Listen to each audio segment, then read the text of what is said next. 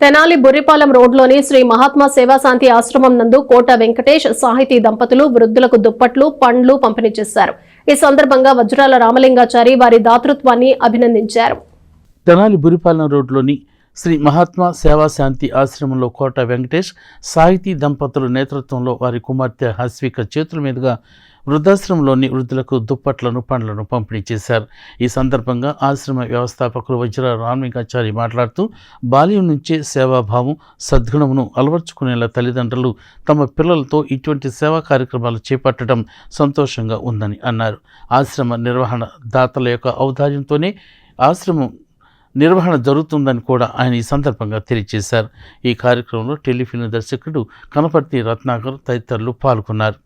సేవ చేయాలనే ఉద్దేశంతో మానవ సేవ మాధవ సేవగా మరి మహర్షులు రూపొందించినటువంటి సేవా మార్గంలో కోట వెంకటేష్ గారు వీరి ధర్మపత్ని సాహితి గారు ఇద్దరు కూడా సాఫ్ట్వేర్ ఎంప్లాయీస్ హైదరాబాద్. వెంకటేష్ గారు వారి ధర్మపత్ని సాహితి గారు ఆశ్రమంలోని వృద్ధులకు సేవాభావంతో దుప్పట్లు పండ్లు పంపిణీ చేయడానికి వచ్చారు. వారి పాప అశ్విక చేతుల మీదుగా మరి వృద్ధులకు ఈ వస్త్ర సమర్పణ జరుగుతుంది. పాప బాల్యం నుంచే సేవా తత్పరత ఏర్పరచుకోవాలని, పాప యొక్క ఉజ్వల భవిష్యత్తు పెద్దల ఆశీస్సులు గాంధీ మార్గము అలవర్చాలనే ఉద్దేశంతో తల్లిదండ్రులు వెంకటేష్ గారు సాహితి గారు ఈ కార్యక్రమం రూపొందించారు.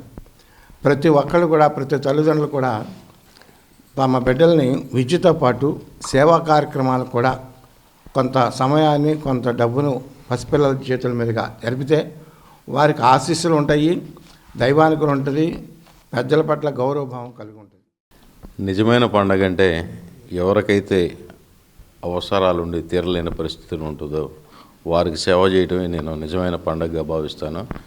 ఈ పర్వదినాన్న వాళ్ళు యువకులుగా ఉన్నప్పటికీ చాలా చిన్న వయసులోని సేవా కార్యక్రమాలు అలవర్చుకుని నేను అంతకుముందు ఒకసారి తీసుకొచ్చాను ఆశ్రమానికి. అది గుర్తుపెట్టుకుని కేవలం ఆశ్రమం కోసం వాళ్ళని పలకరిద్దామనే ఉద్దేశంతో సాఫ్ట్వేర్ ఎంప్లాయీస్ అయినప్పటికీ ఇక్కడికి రావడం సేవా కార్యక్రమాలు చేయడం చాలా అభినందనీయం.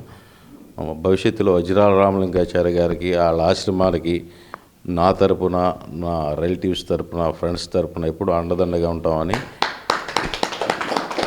వీళ్ళ కుటుంబంలో మేము కూడా ఒక భాగస్వాములమని చెప్పుకోవడానికి గర్వంగా ఫీల్ అవుతున్నాను. భవిష్యత్తులో రామలింగాచార్య గారికి వాళ్ళ ఆశ్రమంలో నివసిస్తున్న ప్రతి ఒక్కరికి మేము ఎలాంటి అవసరం వచ్చినా కూడా మేము ఉన్నామని గుర్తు చేస్తాం. మేము హైదరాబాద్ వాసులం అండి.